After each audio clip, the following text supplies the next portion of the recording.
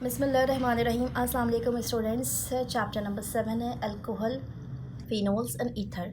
और इस चैप्टर के आज आप शॉर्ट क्वेश्चन आंसर्स करने वाले हो। सबसे पहले पेज नंबर 186 के ऊपर आ जाइए। आप देखिए यहाँ पे शॉर्ट क्वेश्चन आंसर्स में पहला क्वेश्चन आपसे क्या कहता है।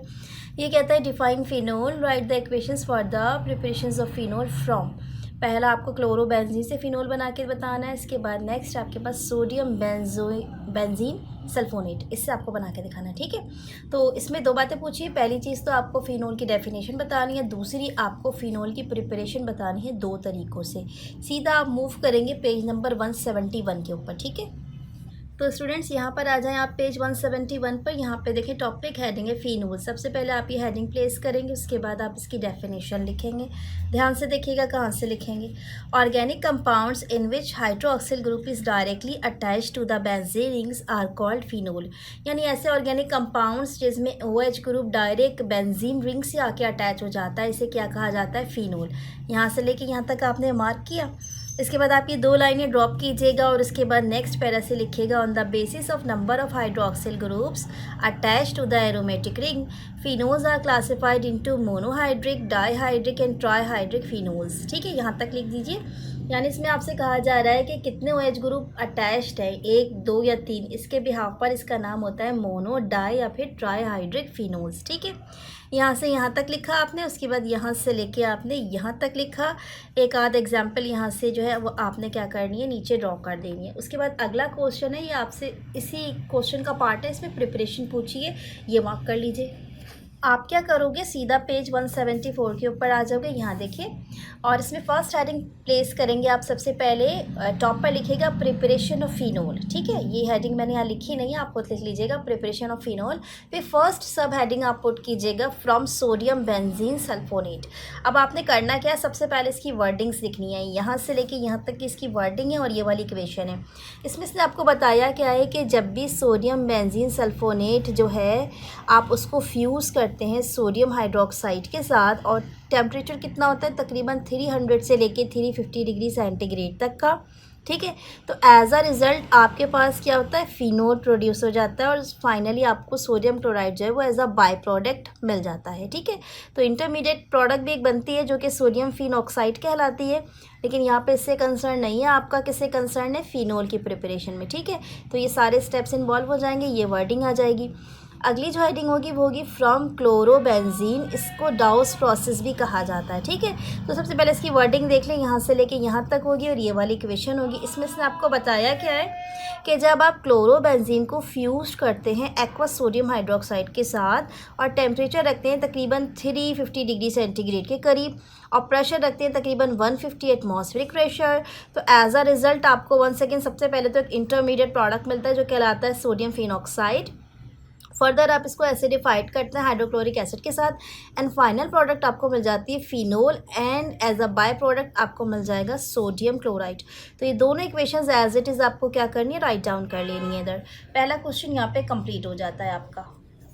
अब सेकंड क्वेश्चन देखिए, इसमें इसने आपसे कहा है कि आपको कुछ इक्वेशन लिखनी है इन प्रोसेसेस के लिए। इसमें सबसे पहली इक्वेशन है आपके पास reduction of acetic acid with lithium aluminium hydride. ये लिथियम एल्युमिनियम हाइड्राइड जो वो एक किस्म का कह लीजिए कैटालिस्ट होता है जिससे आपको H आयन मिलते हैं किसी भी सिस्टम में। ठीक है, पेज 167 पर आ जाइए सीधा और देखिए इक्वेशन।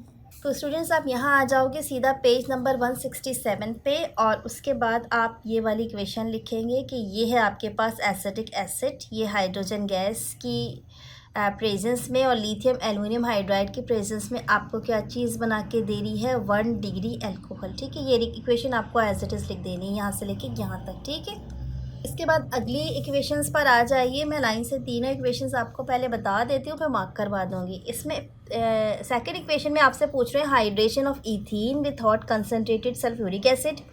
नेक्स्ट में पूछ रहे हैं oxidation of ethanol with acidified dichromate, और लास्ट वन में पूछ रहे हैं हाइड्रोलिसिस ऑफ डायज़ोनियम सॉल्ट। ठीक है, ये डायज़ोनियम सॉल्ट जो होता है ये भी कभी कभी समझ लीजिए कि एक शॉर्ट ब्रीफ पैराग्राफ की शक्ल में आ जाता है, इसको बहुत अच्छे से तैयार कीजिएगा। तो लाइन से इसके जो आंसर्स हैं वो पेज नंबर 165, 170 एंड 174 पर है। ग्रेजुअली मैं मार्क करवा देती हूँ आपको। तो आप सबसे पहले तो आ जाएंगे पेज 165 पर। इक्वेशन नंबर 2 आपको यहाँ पर मिल जाएगी, जो उसने आपसे पूछी थी ईथीन है। आपने कंसनट्रेटेड सल्फ्यूरिक एसिड के साथ इसको क्या करना है, रिएक्ट करना है 100 डिग्री सेंटीग्रेड पर। ये आपको बना के दे देगी ethyl alcohol. As it is ये इक्वेशन जो है ये मार्क कर लीजिएगा, ठीक है। इक्वेशन नंबर 3 जब इसको देखिए आप सीधा इधर आ जाइए। देखें यहाँ पे अल्कोहल है और आप इसकी ऑक्सीडेशन कर रहे हैं। आपके पास पोटेशियम डाइक्रोमेट है, साथ में कंसनट्रेटेड सल्फ्यूरिक एसिड है, यानी दूसरे लफ्ज़ों में एसिडिफाइड मीडियम की प्रेजेंस में आप ऑक्सीडेशन कर रहे हैं अल्कोहल की। तो आप देखें आपको पहले एक इंटरमीडिएट प्रोडक्ट मिलेगा जो क्या कहलाएगा, एसिड एल्डिहाइड। और फर्दर क्योंकि सिस्टम में ऑक्सीजन भी मौजूद है, एसिडिफाइड मीडियम भी है, डाइक्रोमेट भी मौजूद है, तो ये फाइनल प्रोडक्ट क्या बना देगी, एसिटिक एसिड। तो ये पूरी इक्वेशन जो है एज इट इज़ आपको मार्क करनी है, ठीक है। इक्वेशन नंबर 3 हो जाएगी। अब 4th वन पर आ जाइए आप। जैसा कि मैंने आपको बताया था कि ये जो डाइअज़ोनियम सॉल्ट है ये काफ़ी इंपॉर्टेंट है। तो आपने एहतियातन ये करना है कि जब आप डाइअज़ोनियम सॉल्ट करेंगे तो एक्स्ट्रा के तौर पे इसकी जो वर्डिंग है ना ये भी याद कर लीजिए आप। ये एक्स्ट्रा एक बात बता रही हूँ मैं आपको, ठीक है। लेकिन अभी जो क्वेश्चन है उसमें सिर्फ और सिर्फ एक इक्वेशन काफ़ी होगी आपकी कि ये डाइअज़ोनियम सॉल्ट है। आप क्या कर रहे हैं, इसको हीट करें in the presence of water, तो एज अ रिज़ल्ट आपको फिनोल मिल जाएगा, नाइट्रोजन गैस मिल जाएगी और हाइड्रोक्लोरिक एसिड जो है ये मिल जाएगा। नेक्स्ट क्वेश्चन पे बढ़ते हैं अब हम। अगला क्वेश्चन देखो, इसमें आपसे पूछा जा रहा है कि आपको साइंटिफिक रीजंस जो हैं ये बताने हैं। और इस साइंटिफिक रीजंस को लाइन से देखिए। पहले वाले में पूछ रहे हैं कि बॉइलिंग पॉइंट ईथर का जो है वो अल्कोहल से लेस है। दूसरा रीज़न ये है कि अल्कोहल जो है वो सॉल्युबल है वाटर में, क्यों। और तीसरा रीज़न आपके पास ये है कि इथेनॉल जो है वो एक लिक्विड है, जबकि इथाइल क्लोराइड जो है वो गैस है रूम टेम्परेचर पर, वाई। तो पेज नंबर 163 पे 1 एंड 2 के आंसर्स आपको मिल जाएंगे और 3 को जो है ना मैंने आपके लिए राइट डाउन किया। सीधा आ जाइए आप पेज नंबर 163 के ऊपर। जी, तो सबसे पहले इन्होंने आपसे क्वेश्चन किया था कि ईथर जो है इसके और जो अल्कोहल है इसके बॉइलिंग पॉइंट में फ़र्क क्यों है। अल्कोहल का बॉइलिंग पॉइंट इसलिए हाई होता है, इसका रीज़न क्या होता है कि एक तो अल्कोहल जो है इसका मॉलिक्यूलर मास जो है वो ईथर के मुकाबले में ज़्यादा होता है। सबसे पहला रीज़न ये होता है। अच्छा, इसके बाद दूसरी चीज़ ये होती है कि अल्कोहल के सेंटर में जो ऑक्सीजन होता है इसके अंदर ये एबिलिटी होती है कि ये हाइड्रोजन बॉन्ड इजीली फॉर्म कर लेता है, ठीक है। इसी वजह से क्या होता है कि ये कह लीजिए कि लिक्विड स्टेट में भी होता है और इसके साथ साथ क्योंकि ज़्यादा नंबर ऑफ़ कार्बन एटम इसमें अटैच होते हैं तो इसका जो बॉइलिंग पॉइंट है अल्कोहल का वो हमेशा ईथर के मुकाबले में ज़्यादा होगा, ठीक है। यहाँ से लेके यहाँ तक आप लिख देंगे, ये आपके फर्स्ट वाले रीज़न का आंसर हो जाएगा। सेकेंड आ जाते हैं सॉलिबिलिटी। सॉलिबिलिटी पे आ जाइए आप। अल्कोहल आमतौर पर क्यों वाटर सॉल्युबल होते हैं, क्योंकि ये हाइड्रोजन बॉन्डिंग बना लेते हैं वाटर मॉलिक्यूल के साथ। आपको पता है कि अल्कोहल में सेंटर में ऑक्सीजन एटम होता है जो कैसा होता है, इलेक्ट्रोनेगेटिव। तो ये जो हाइड्रोजन एटम है इसको अट्रैक्ट करके हाइड्रोजन बॉन्डिंग फॉर्म कर लेता है। सो दैट इज़ वाई ये क्या करता है, ये पानी में डिज़ोल्व हो जाता है। लेकिन जैसे जैसे अल्कोहल के जो नंबर ऑफ़ कार्बन एटम है ये बढ़ते चले जाते हैं तो इसकी सॉल्युबिलिटी जो है वो ग्रेजुअली डिक्रीज़ होती चली जाती है। तो इन जनरल जो छोटे अल्कोहल होते हैं जैसे कि इथेनॉल है या प्रोपेनॉल है ये सब तो पानी में डिज़ोल्व हो जाते हैं, लेकिन जैसे जैसे नंबर ऑफ़ कार्बन एटम बढ़ते चले जाएंगे, फॉर एग्जांपल 5, 6, 7 वाले कार्बन एटम्स जो हैं उसके अल्कोहल्स फॉर्म होंगे तो वो पानी में डिज़ोल्व होना ग्रेजुअली डिक्रीज़ करते चले जाते हैं। यहाँ से लेके यहाँ तक आपने लिखना है इस बात को, ठीक है। उसके बाद नेक्स्ट रीज़न है। नेक्स्ट रीज़न जो है वो मैंने खुद राइट डाउन किया है, इसको पहले मैं आपको शो कर देती हूँ, उसके बाद समझा भी दूँगी साथ साथ, ठीक है। अब गौर से देखिए, ये आपसे इसमें इसने रीज़न में क्वेश्चन ये किया था कि आपके पास जो इथेनॉल होता है ये आमतौर पर रूम टेम्परेचर के ऊपर लिक्विड फेज़ में होता है, जबकि आपके पास जो इथाइल क्लोराइड होता है या कोई सा भी अल्काइल क्लोराइड होगा तो वो रूम टेम्परेचर पर गैस की शक्ल में होगा। इसका रीज़न बता दीजिए। देखिए, ये सारी बातें जब अभी पिछले 2 रीज़न मैंने आपको बताए ना, वो और ये वाला रीज़न तकरीबन एक दूसरे से मिलते जुलते हैं और इसका आंसर होता है ऑक्सीजन एटम। इथेनॉल जो है उसमें ऑक्सीजन एटम होता है जिसमें पार्शियल नेगेटिव चार्ज क्रिएट हो जाता है, इसके पास एक लोन पेयर ऑफ इलेक्ट्रॉन भी होता है, ठीक है। अब होता क्या है कि इथेनॉल के साथ जो कार्बन एटम वगैरह अटैच्ड होते हैं, एक तो ये कि हाइड्रोजन बॉन्डिंग्स वाटर के साथ ईजिली फॉर्म कर लेते हैं। दूसरी चीज़ क्या होती है कि क्योंकि इनका मॉलिक्यूलर मास ज़्यादा हो जाता है तो इनका जो बॉइलिंग पॉइंट है ये भी ग्रेजुअली ज़्यादा हो जाता है इथेनॉल में। जबकि अल्काइल हैलाइड में हम क्या देखते हैं कि एक तो उसमें ऑक्सीजन एटम मौजूद नहीं जिसके पास लोन पेयर ऑफ इलेक्ट्रॉन मौजूद हो, तो इस वजह से ये हाइड्रोजन बॉन्डिंग बिल्कुल भी फॉर्म नहीं करेगा। दूसरी चीज़ क्या होती है कि जितने भी अल्काइल हैलाइड्स होते हैं, या आप इथाइल हैलाइड को या इथाइल क्लोराइड को कंसीडर कर लें, जो उसने आपको इक्वेशन में पूछी है कि इथाइल क्लोराइड के रेफरेंस से इसका मॉलिक्यूलर मास कंपैरेटिवली कम होगा। तो जब इसका मॉलिक्यूलर मास कंपैरेटिवली कम होगा तो उसका बॉइलिंग पॉइंट भी ग्रेजुअली क्या होगा, कम होगा। तो यही वजह है कि इथेनॉल के पास मॉलिक्यूलर मास ज़्यादा है, इसके पास इलेक्ट्रोनेगेटिव ऑक्सीजन एटम है जिसमें एक लोन पेयर ऑफ इलेक्ट्रॉन है, और इसी वजह से इसका बॉइलिंग पॉइंट जो वो ज़्यादा है, तो इसलिए वो क्या है, लिक्विड है। जबकि इथाइल क्लोराइड के केस में ना ऑक्सीजन एटम इसके पास है, ना इसका मॉलिक्यूलर मास ज़्यादा बनता है, और ना ही इसका जो बॉइलिंग पॉइंट है वो ज़्यादा है। इसी वजह से वो रूम टेम्परेचर पर क्या है, वो है गैस। अब ये पूरी बात मैंने यहाँ से लेके यहाँ तक लिख दी है, इसको एज इट इज़ लिख दीजिएगा। यहाँ पे जो एक वर्ड मैंने यूज़ किया है डाइपोल, डाइपोल इसका मतलब होता है प्लस और माइनस चार्ज के बीच की अट्रैक्शन, ठीक है। इथेनॉल जो उसके पास ऑक्सीजन एटम होता है, ये हाइड्रोजन जो है उसको आराम से फॉर्म कर लेगा, हाइड्रोजन बॉन्डिंग बना लेगा, क्योंकि इसके पास क्या चीज़ होती है, डाइपोल डाइपोल बॉन्ड, यानी ऑक्सीजन का पार्शियल नेगेटिव और हाइड्रोजन का partial positive. And it is high, so it is liquid at room temperature, while alkyl chloride is gas due to the absence of the oxygen atom and less boiling point as compare to the ethanol. तो अगर ये wordings आपको पसंद ना आए तो जिस तरीके से मैंने आपको समझाया, आप चाहें तो उसको भी अपनी वर्डिंग में कन्वर्ट करके लिख सकते हो, ठीक है। अच्छा स्टूडेंट, अगला क्वेश्चन देखें। ये जो अगला क्वेश्चन है इसमें इसने आपसे कहा है कि आपको 2 लेबॉर्ट्री टेस्ट बताने हैं जिसके बिहाफ पे आपको फिनोल एंड अल्कोहल को क्या करना है, आइडेंटिफाई करना है। अब देखो, लेबॉर्ट्री टेस्ट का मतलब क्या होता है कि फ़र्स्ट कर लीजिए आपके पास 2 टेस्ट ट्यूब्स हैं, एक में अल्कोहल मौजूद है, दूसरे में कोई भी XYZ रिएजेंट हो सकता है। तो आपको कैसे पता चलेगा कि अल्कोहल कौन सा वाला है, उसको आपने आइडेंटिफाई करना होता है, ठीक है। तो अब आप इसके बिहाफ पर लेके चलोगे सीधा पेज नंबर 179 पर, और देखोगे कि वो कौन से टेस्ट हैं जो कि अल्कोहल को सपोर्ट्स करते हैं और कलर चेंजेस करते हैं, और वो कौन से टेस्ट हैं जो कि फिनोल को सपोर्ट करते हैं, और उसमें कलर या स्टेट चेंजेस जो है उसको आइडेंटिफाई करके आप बता सकते हो कि इसमें अल्कोहल है या फिर फिनोल है। पेज 179 पर आओगे आप पेज 179 पर, क्योंकि देखें जो नई किताब होती है ना उसमें बहुत सारी मिस्टेक होती हैं। यही वजह है कि आपको हमेशा एक टीचर की ज़रूरत होती है ताकि वो कोई भी अगर बुक में करेक्शन है तो वो कर सके। पेज 179 पर आ जाएं। पहले तो मैं आपको टेस्ट मार्क करा दूं, फिर करेक्शंस बता दूं। आपने क्या करना है, सबसे पहले हेडिंग पुट करनी है test of identification of alcohol. चाहे तो एक लाइन लिख दीजिए कि following 2 test can be perform to identify alcohol, वरना आप डायरेक्ट भी सब हेडिंग से स्टार्ट कर सकते हैं। पहली सब हेडिंग है सोडियम मेटल टेस्ट। अब आपने करना क्या है, यहाँ से लेके यहाँ तक लिखना है, फिर एक इक्वेशन है, फिर दोबारा यहाँ से लेके यहाँ तक लिखना है, लेकिन इक्वेशन में चेंजेस हैं। पहले तो वर्डिंग समझ लीजिए। वर्डिंग क्या कहती है कि जब भी अल्कोहल जो है इसको रिएक्ट किया जाता है सोडियम मेटल के साथ रूम टेम्परेचर पर, तो वो एक प्रोडक्ट बनाता है जिसका नाम होता है सोडियम एल्कोक्साइड, और इसके फ़ौरन साथ साथ क्या चीज़ लिबरेट होती है, हाइड्रोजन गैस, ठीक है। अच्छा, अब इसको आप कैसे पहचानेंगे कि जाहिर सी बात है आपने तो जस्ट टेस्ट ट्यूब है, इसमें सोडियम मेटल जो इसके साथ इसको फ्यूज़ किया है, तो फ़ौरन से ब्रिस्क एफरवेसेंस आ जाते हैं। ब्रिस्क एफरवेसेंस का मतलब होता है एकदम से झाग सा बनना और ऊपर उठने लगता है वो सब्सटेंस।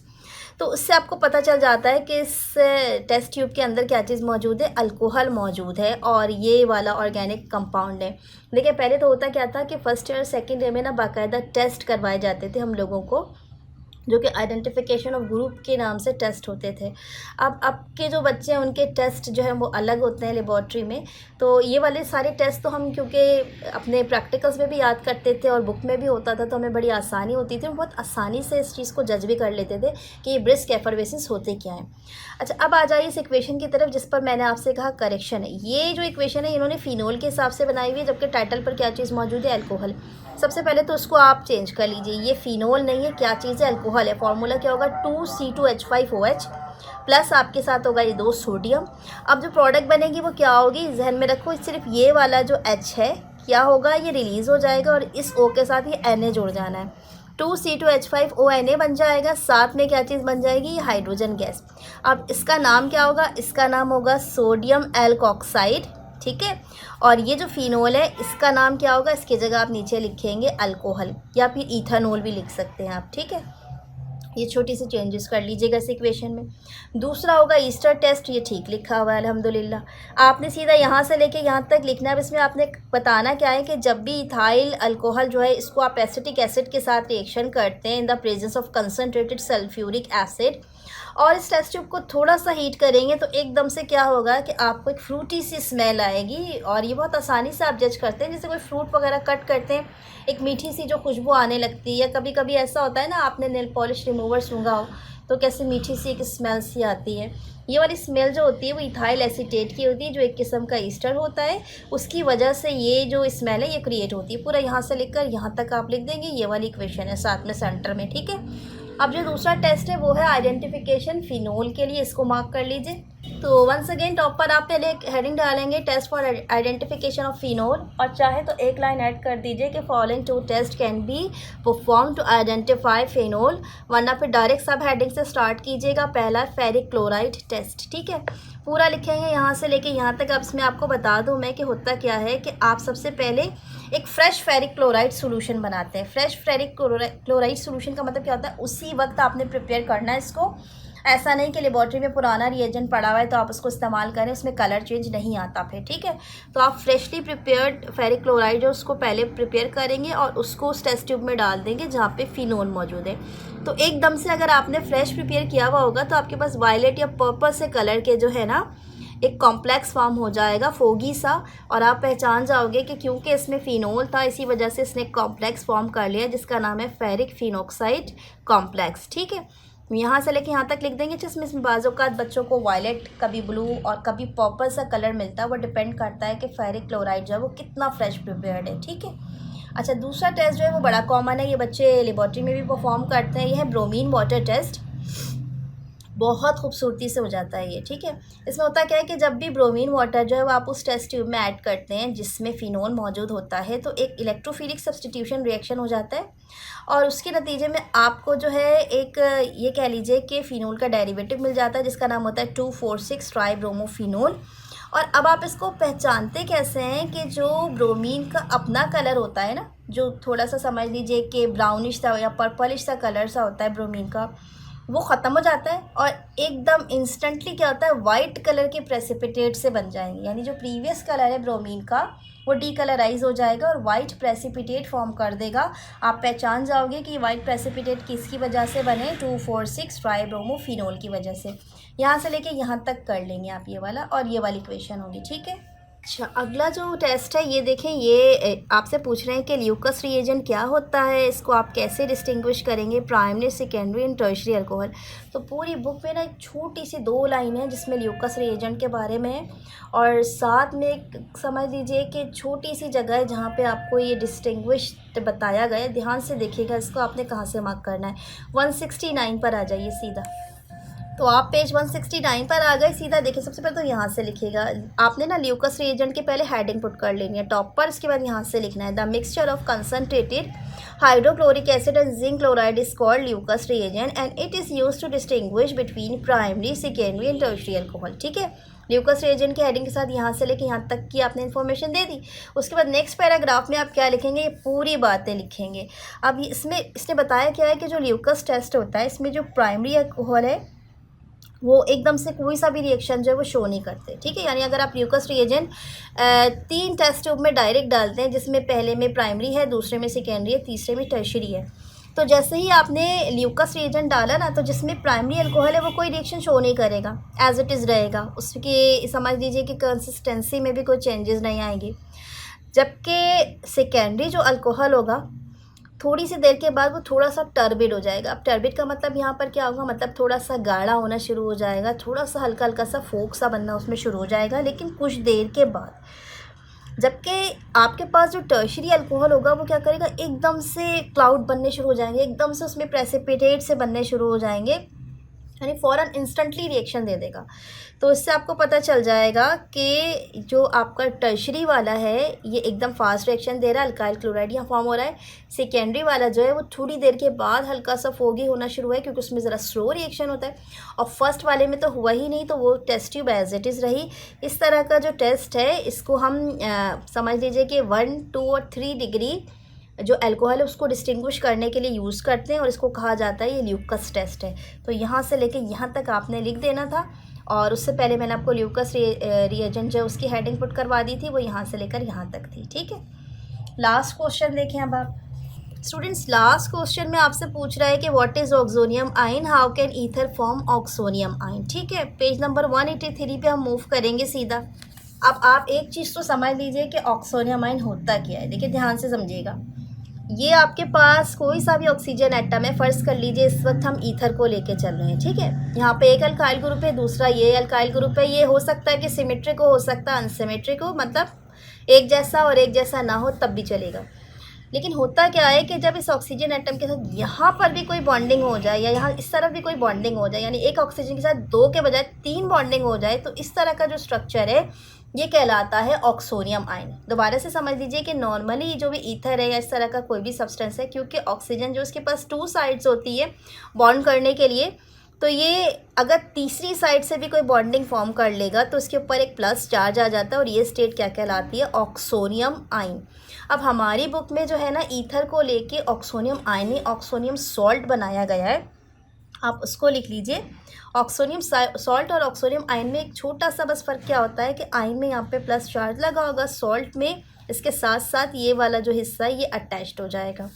तो आप यहाँ से लिखेंगे oxygen atom of ether possess lone pair of electrons, they serve as a weak base and hence can react with strong acid to form oxonium salt. तो यहाँ पे आपके पास ये ईथर है, इसने सल्फ्यूरिक एसिड के साथ रिएक्शन किया, इसकी ये जो थर्ड साइड है ये भी बॉन्ड हो गई, इसके ऊपर प्लस चार्ज आ गया और इसका जो सल्फेट ग्रुप है ये साथ में अटैच होके क्या चीज़ बना दे रहा है, ऑक्सोनियम सॉल्ट। अब फर्दर मोर क्या होता है कि जब ये वाला आपके पास हिस्सा होता है, फ़र्ज़ कर लीजिए कि चाहे ये आपको सल्फ्यूरिक एसिड के साथ आप इसका रिएक्शन करें, चाहे आप इसका हाइड्रोक्लोरिक एसिड के साथ रिएक्शन करें, दोनों सूरतों में ये इस तरीके से देखें, ये वाला प्लस हिस्सा ये ऑक्सोनियम आयन बना देगा और इसका जो क्लोराइड नेगेटिव है एक सॉल्ट फॉर्म कर देगा। ठीक है, तो ये आमतौर पर क्यों होते हैं, ये ईथर में जब भी ऑक्सोनियम ये सॉल्ट या ऑक्सोनियम आयन फॉर्म होते हैं तो जैसे आप इसमें वाटर वगैरह ऐड करते हैं तो वाटर ऐड करने पर क्या होता है, ये फिर ईथर और एसिड जो है उसमें कन्वर्ट हो जाता है। इसका रीज़न क्या होता है कि जो आपके पास वाटर होता है वो स्ट्रॉन्ग लिविस एसिड होता है ईथर के मुकाबले में। तो अगर आपके पास कहीं पर भी ऑक्सोनियम सॉल्ट या ऑक्सोनियम आयन फॉर्म हो भी जाता है तो ये वाटर ऐड करने पर दोबारा से ईथर में कन्वर्ट हो जाता है। ठीक है, तो यहाँ से लेके यहाँ तक आपने क्या करना है, इसको राइट डाउन कर देना है। मोर एवर अगर आप चाहें तो ऑक्सोनियम सॉल्ट की बजाय ऑक्सोनियम आयन की भी डेफिनेशन लिख सकते हैं कि ऐसा ईथर या कोई भी ऐसा ऑक्सीजन एटम जो 2 के बजाय 3 तरफ से बॉन्ड हो, से क्या कहा जाता है, ऑक्सोनियम आयन कहा जाता है। ठीक है, क्योंकि बुक में था इसका आंसर तो इसी वजह से मैंने यहाँ से लेके यहाँ तक मार्क करा दिया। इसको सॉल्ट के रेफरेंस में लिखा ज़रूर है मगर बना यहाँ पर आयन ही है। ठीक है, अच्छा जी, इसके साथ ही आज की जो शॉर्ट क्वेश्चन आंसर्स की वीडियो है ये कंप्लीट हो चुकी है। अगर इस वीडियो में आपको कोई भी ऐसी बात जो कि वीडियो से रिलेटेड है समझ नहीं आई हो तो उसको कमेंट सेक्शन में ज़रूर मेंशन किया कीजिए और इसके साथ साथ इस लेक्चर को अपने दोस्तों में भी शेयर कर दिया कीजिए। चैनल को प्लीज़ सब्सक्राइब कर दीजिए, लाइक कर दीजिए। आप लोग लाइक करना भूल जाते हैं, अच्छे खासे व्यूज़ होते हैं मगर उसमें लाइक मुझे बहुत नन्ना मुन्ना नज़र आ रहा होता है। तो इसके साथ ही अपना बहुत सारा ख्याल रखना है आपने। टेक केयर एंड अल्लाह हाफ़िज़।